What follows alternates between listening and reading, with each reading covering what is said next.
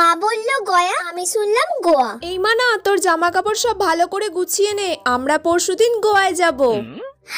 Wow, আমরা পরশুদিন গোয়ায় যাব। মা, খুব মজা হবে তাহলে, সবাই মিলে আমরা গোয়ায় যাব।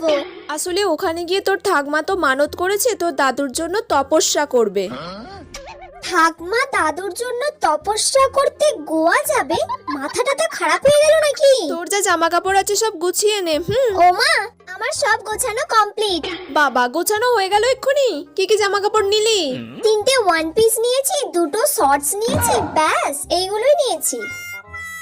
এই মেয়েটার কি মাথাটা তা খারাপ হয়ে গেছে নাকি? ও গয়ায় যাবে, গয়ায় গিয়ে শর্টস পরবে, ওয়ান পিস পরবে।